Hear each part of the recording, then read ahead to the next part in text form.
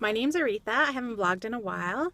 I just came from a women's march at the Alberta Legislative Building, and I brought a friend along with me. And yeah, so we're going to talk to her because I'm going to show her how to vlog. She's never vlogged before, and I've done it a couple times, so I'm going to show her how to do it. Okay, so here's my friend Delilah.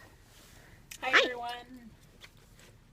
So tell them your name and a little bit about yourself. So my name's Delilah Mah. Delilah Mah. Is that it? That's it. That's it. Okay, so we just were at the Women's March. So have you ever done something like that before? It was pretty. The energy was pretty amazing. Mm-hmm. Felt amazing. You can, as you're walking, people in front of you and many people behind you, and everyone's going to this march for women. It was just, the energy was good. Great. Yeah, I felt the same way. I thought the energy was good because also the faces in the crowd. There was such diversity within the crowd. There were men, there were women, there were children, there were different cultures and ethnicities that were there, and it was like we were just all there for a common thing, and it was support and love. And I liked how all the speakers had messages of hope and coming from a place of love. And even though we have people in our lives that, probably don't agree with us or have different views from us, we still have to live a future together. So I really like that message. And it's, it's respecting other people, have opinions and views, and just saying we still need to get along and we still need to have a future together. So I like those messages. And I think for my first experience being at a march or a rally like that, it was amazing to see how they honored the traditional territory of Treaty 6, and there was an emphasis on Indigenous people and the missing and murdered Aboriginal women. So just that inclusion was amazing to see, that there was elders involved and how they were being respectful of that. Yeah, no, it was good. Mm-hmm. So have you ever went to a march or thought of going to a march? What made this your first march that you wanted to go to? I think just being invited. I was invited by April, and I always wanted to go to other ones, but I just didn't make the time. And this time they're, knowing that you were going and receiving that another invite. So then just doing it, right? Just going and seeing other familiar faces in the crowd too, being there. So yeah. Yeah, it definitely helps when you know people there. I mean, I've gone to marches before. I had explained previously that the first march that I ever went to, I was in grade 9 and I was living in Toronto at the time, and we were marching against a bill. I think it was Bill 10, and it was it's funny, I don't even remember what the bill was about. I feel so bad, but I do know that it was changing something about the education system. And so a bunch of us from our school got together, from our high school, and we marched from our high school down to the federal buildings at the provincial buildings in Toronto. And so we marched, and that was the first time I ever done something like that. And at first, when I was asked to go, I didn't really know what it was about. So I was like, well, I don't really want to go because I don't know what it's about. So I thought, okay, if I'm going to go, I'm going to research this and find out what it's about first. And then, and once I learned more about it, I was like, oh, yeah, no, I totally, I'm on board with that. Let's go. So it was good. And it was my classmates that kind of invited me to come along. And yeah, there was a whole bunch of us from our school that went. Mm-hmm. And that was the first march that I ever went to. But yeah, it's good. I remember seeing on Facebook that you were interested, so I was like, hey, Delilah, I'm going to go. Do you want to go with me? Mm-hmm. So it's good. It's good to go with friends. Yep. So what did you think of it? What did you, what was your experience?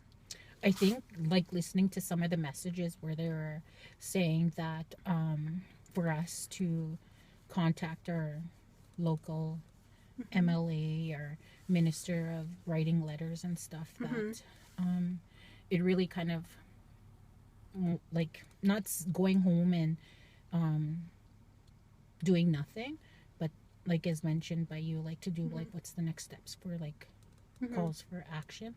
So I think that trying to, I guess, get with other individuals to write some letters So Mhm.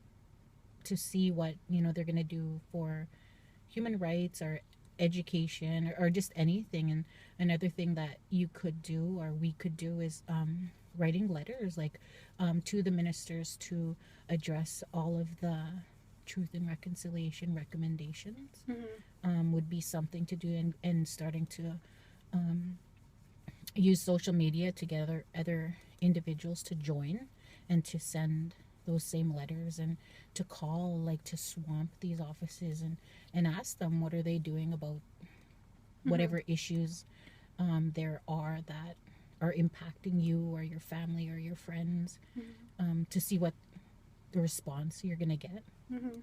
holding them accountable. Which is true. We need to hold our leaders accountable. I mean, we nominated them, we voted them. Some we voted, some we didn't.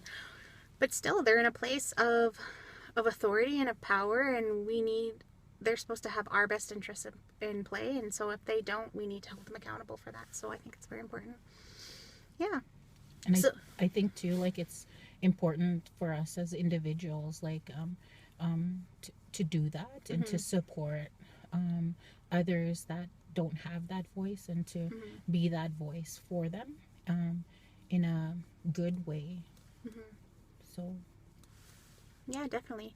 Um, so for the Women's March today, there was a hashtag, and it was hashtag Why I March, and I think it's one of those things that was on social media and on Twitter, and yeah. So I think after things like this, you should always have some sort of call to action, whether it's you're attending a course or attending a seminar or a workshop or whatever. Like, it's always important to have that call to action, because it's nice that we get that information and we get that energy and those good feelings moving forward. But okay, you've been given a message, you've gotten some inkling of what you need to do moving forward, but what is your call to action?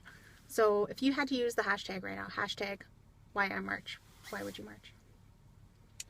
why would I march? I think it's for I would do it for my daughters. I would do it for my grandchildren. I would do it for my younger cousins, ones that other women who may be struggling. Like, I think I would do it for them. I wouldn't do it for myself. Like, there's always purpose. There's somebody who is always in need of support, of in need of, like, just that, to be there to, I guess, like, talk to.